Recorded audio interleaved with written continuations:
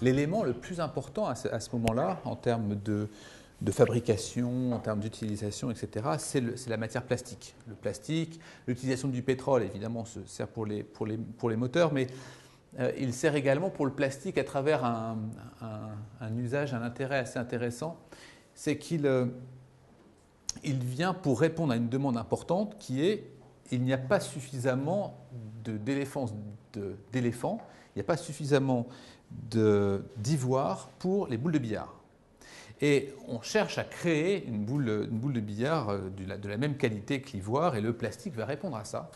Comme il va venir répondre à la question de l'ivoire pour les peignes avec le plastique, comme il va répondre évidemment aux chaises, etc., le plastique devient extrêmement important en termes d'utilisation. Et cette dimension-là, ça va être l'aube des grands développements d'entreprises qui sont dans la pétrochimie.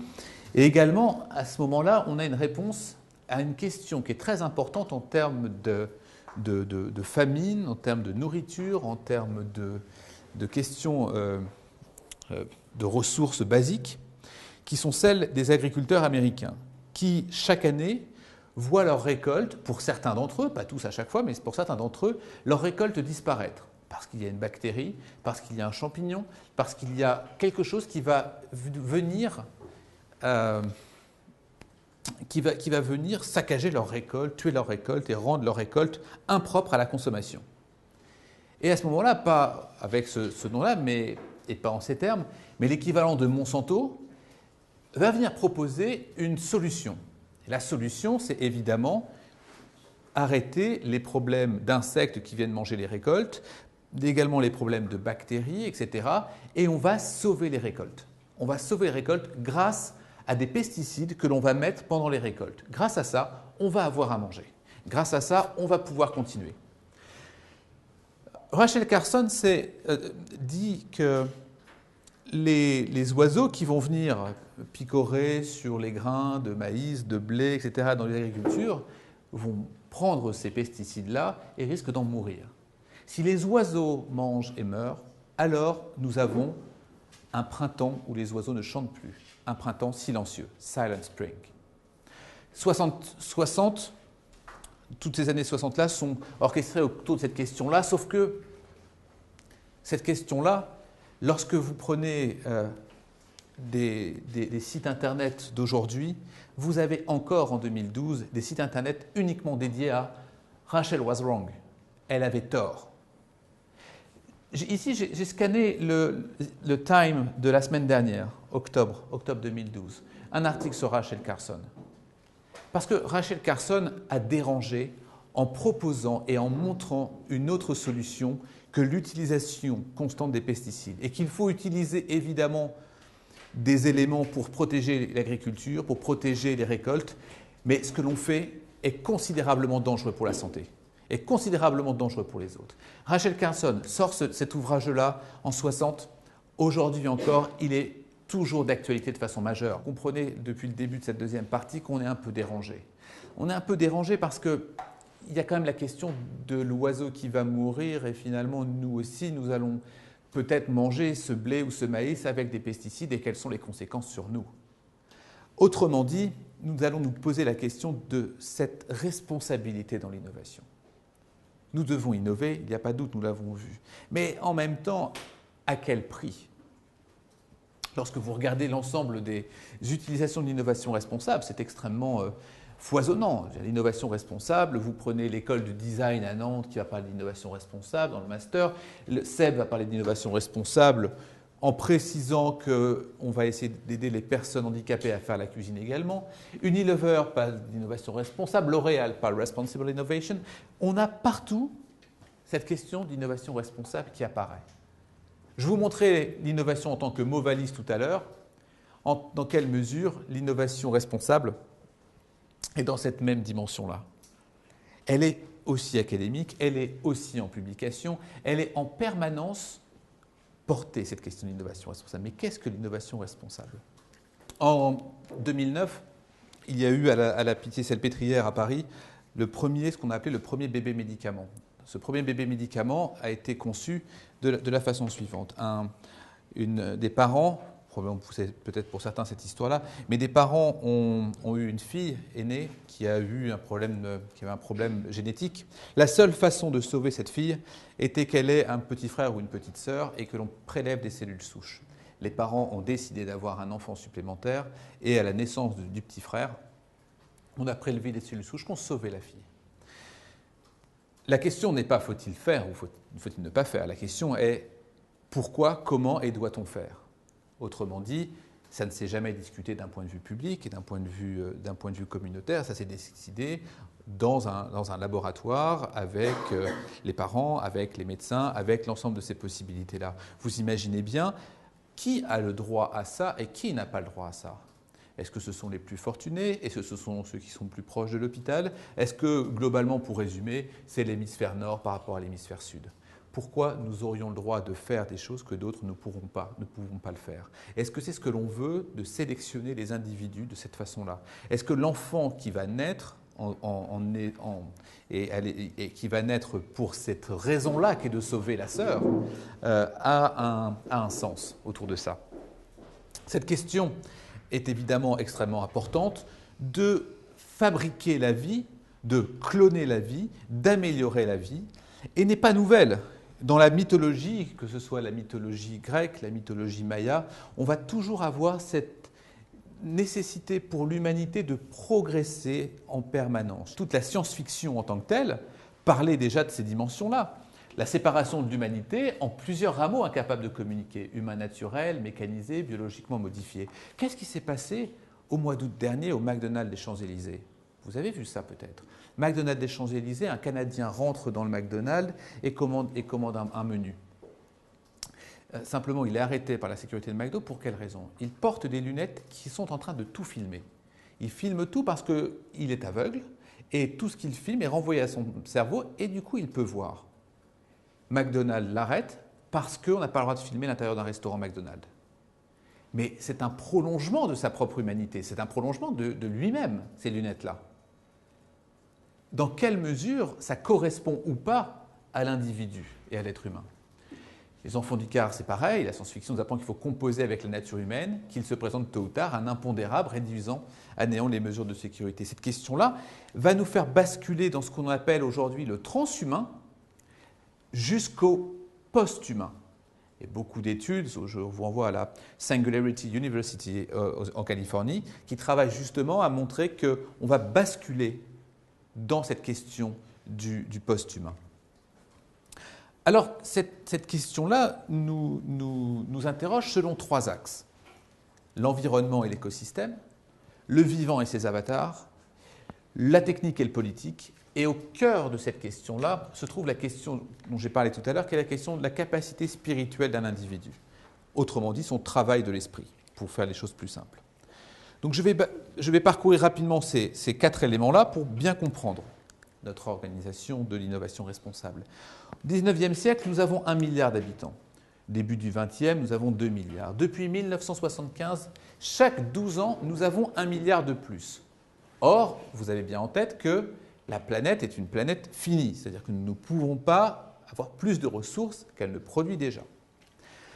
Comment donne-t-on à manger à ces individus-là? Comment est-ce que l'on vit tous ensemble? D'autant plus que tous les éléments qui nous permettent de vivre, de faire, de progresser, etc., diminuent. Vous avez les dates d'arrêt ici de toutes les matières premières.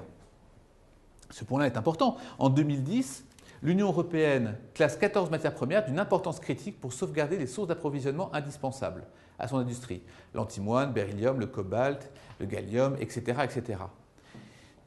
Ce qui est un peu complexe, c'est que toutes les innovations et les nouvelles technologies que vous avez autour de vous, sur la table, ou que vous pouvez imaginer, utilisent ces terres rares.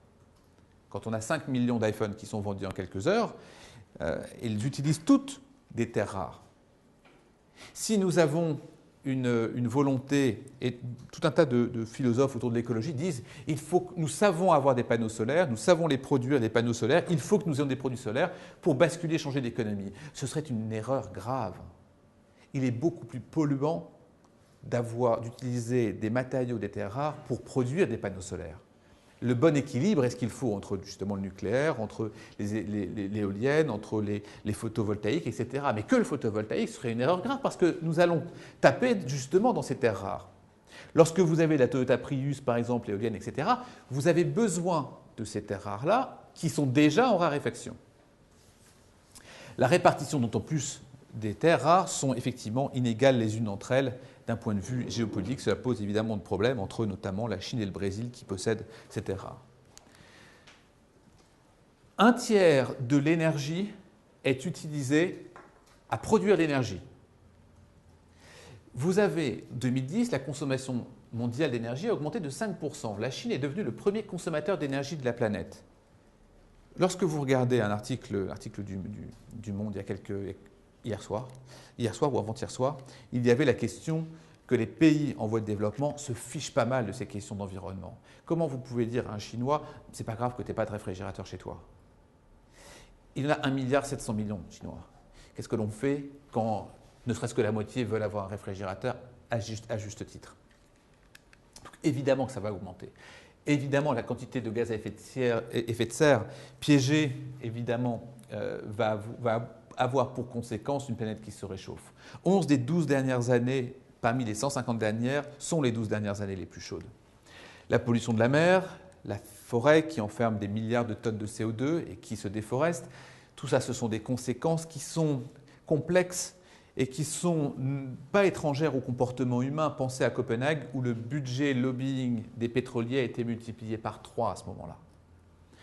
Donc on peut parler de Copenhague et de ses risques et de ses ambitions, mais en même temps, vous parlez de la même façon de Claude Allègre sur l'imposture climatique. Ce n'est pas grave, chacun a une liberté d'expression très importante. Le problème, c'est ce que l'on en fait et ce que l'on en comprend. Ces questions-là, elles sont d'autant plus cruciales que l'Union internationale pour la conservation de la nature, une organisation qui a plusieurs dizaines d'années, qui est extrêmement scientifiquement importante, personne, probablement autour de la table, en a déjà entendu parler. Par contre, on a tous entendu parler du bouquin de Claude Allègre. Et ces questions-là montrent bien qu'il y a 40 000 espèces aujourd'hui qui sont, parmi ces 40 000-là, 16 000 qui sont menacées d'extinction. Soit près de 40%, un mammifère sur 4, un amphibien sur 3, 2 végétaux sur 3, un oiseau sur 8. Ces questions-là d'environnement, c'était le premier pilier, est à mettre en perspective avec le second, qui est le technique et le politique. Le technique et le politique est d'abord une conséquence sur notre volonté d'aller toujours de plus en plus vite. Le ZEST, qui est en train d'être construit par EADS, un avion-fusée, mène le Paris-Tokyo en 2h30. L'infiniment grand, nous pouvons mettre, pas dans l'A80, c'est une erreur, la 380, jusqu'à 800 personnes à l'intérieur d'un avion. L'infiniment petit, nous savons aller et travailler jusqu'aux nanotechnologies et les nanoparticules.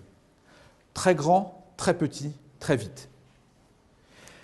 Cela est d'autant plus complexe que nous cherchons à contrôler ou à vérifier les individus. Ce n'est pas nouveau non plus. Jeremy Bentham, le philosophe anglais, avait montré cette question du panopticon, c'est-à-dire comment au centre vous avez la possibilité de contrôler un certain nombre d'individus. Absolument théorique. Sauf qu'aujourd'hui, quand vous regardez Londres, il y a 65 000 caméras qui filment Londres en continu. Vous avez 850 millions connectés sur Facebook. 80 types de fichiers en France, dont 45% sont illégaux. Là, il y a 2 semaines, vous avez probablement vu ça dans les médias aux États-Unis, comment l'État fédéral a demandé à Twitter de donner les informations sur ceux qui ont participé à Occupy Wall Street. Donc finalement, vous avez utilisé et finalement, vous êtes contrôlé, surveillé. Ce qui est contrôlé et surveillé, c'est ce qu'on va appeler, en 1975, à travers Michel Foucault, le biopouvoir. Aujourd'hui, on vous dit quel vaccin vous devez avoir, on vous dit les préservatifs que vous devez utiliser, les 5 fruits et les rouges que vous devez utiliser, 5 fruits et légumes que vous devez manger, les 20 minutes de marche que vous devez faire par jour. On essaye de construire ce que Marcuse appelle l'homme unidimensionnel. On essaye d'avoir un idéal normatif. On essaye de vous construire une façon d'être, une façon de penser et de produire l'individu. Cette technique, cette question, évidemment, est intimement liée à l'innovation, mais à la responsabilité pour aller jusqu'à ce livre également fondamental qui est The Brave New World, en français, Le meilleur des mondes, d'Aldous Huxley, qui va bien montrer comment créer les bons personnages, la bonne façon de penser. Ou alors, vous pensez également à George Orwell, 1984, dont tout à l'heure on a pu faire allusion avec Apple.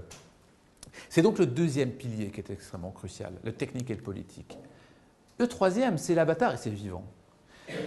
Aujourd'hui, vous pouvez quasiment reconstituer votre visage, vos organes, vous pouvez toutes les possibilités de greffe.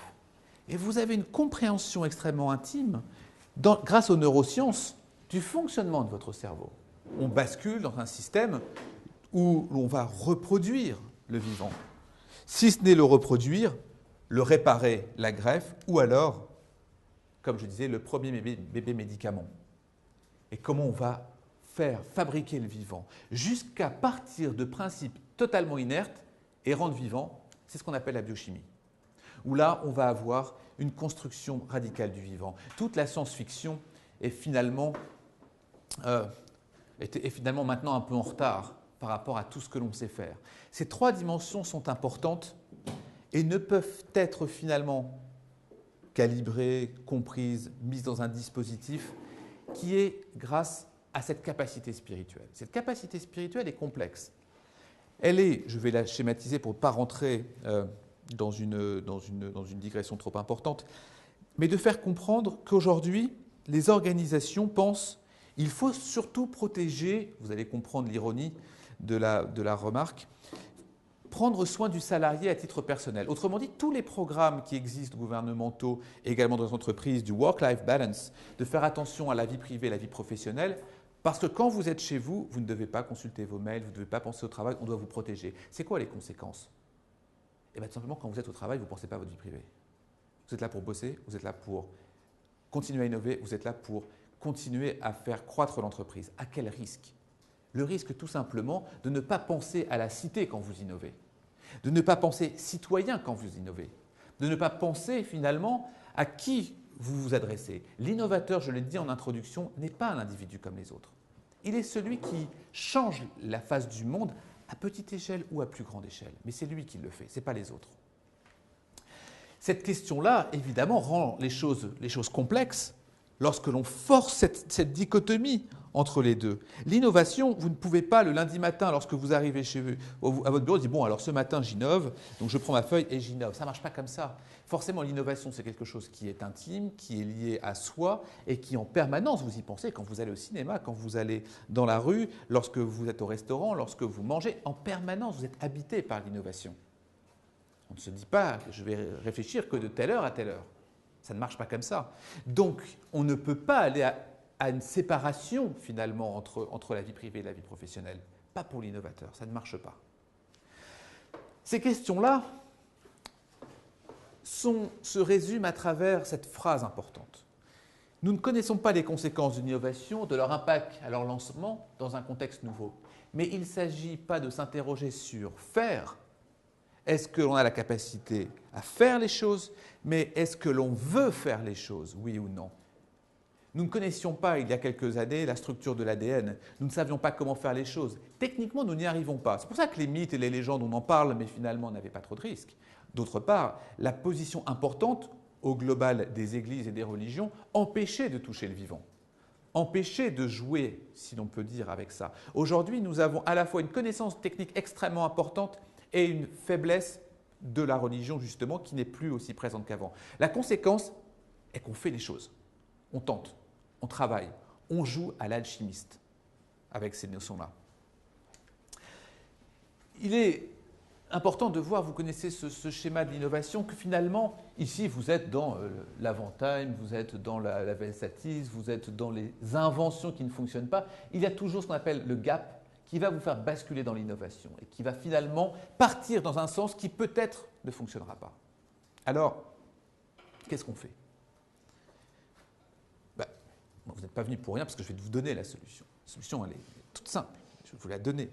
Il suffit, c'est dans un livre majeur que vous devez connaître et lire absolument, qui est dans Winnie l'ourson. Parce que dans Winnie l'ourson, à la première page, vous avez la solution à ces questions. Je vous présente Édouard, qui à l'instant descend les escaliers, tac, tac, tac, sur sa tête, derrière Jean-Christophe. C'est, d'autant qu'ils s'en souviennent, la seule manière de descendre les escaliers, bien qu'il y ait parfois l'impression qu'il y a une autre manière, s'ils pouvaient arrêter de faire tacoter pour bien y réfléchir. Et ensuite, il semble qu'il n'y a peut-être pas d'autre solution. Jean-Christophe peut très bien prendre son ours dans les bras. Jean-Christophe peut très bien sauter d'en haut jusqu'en bas. Jean-Christophe peut fabriquer quelque chose pour descendre de façon plus légère et plus douce son ours. Mais il lui fait taper la tête comme on fait taper la tête de la planète à chaque fois que nous faisons quelque chose. Il ne s'agit pas, et vous comprenez bien par rapport à mon point tout à l'heure, il ne s'agit pas de dire on n'innove pas ou on fait attention. Non, le propos il est on innove. On doit être concurrentiel. On doit effectivement gagner de l'argent pour pouvoir continuer, survivre et investir. La question n'est pas là. La question, elle n'est pas « Ok, arrête de descendre les escaliers ». Non, on veut qu'il aille prendre son petit déjeuner, mais peut-être qu'il faut faire autrement. Elle est là la clé de l'innovation responsable. Comment faire autrement les choses, tout en les faisant. À ce titre-là, il faut bien que vous compreniez que le propos que je défends ici n'est pas sur un propos d'innovation sociale, par exemple, où l'innovation sociale va être comment j'aide les plus pauvres, les personnes handicapées, comment j'aide à travers des nouvelles innovations pour ça. Notre propos n'est pas celui-là. Il est de dire comment celui-là peut être une innovation responsable, peut être une innovation responsable, ça peut être une innovation responsable, comment l'ensemble des choses qui sont autour de nous peuvent être une innovation responsable. C'est ça le point qui nous intéresse ici. Ce n'est pas de l'innovation sociale ou sociétale, c'est bien de l'innovation responsable pour toute innovation, quelle qu'elle soit. Et notre point est bien, avant tout, d'innover. Donc, en cela, on se différencie clairement, et vous le comprenez, j'espère, de la RSE, des questions d'éthique ou de développement durable pour les entreprises, etc. Notre point n'est pas celui-là. Notre point est l'innovation.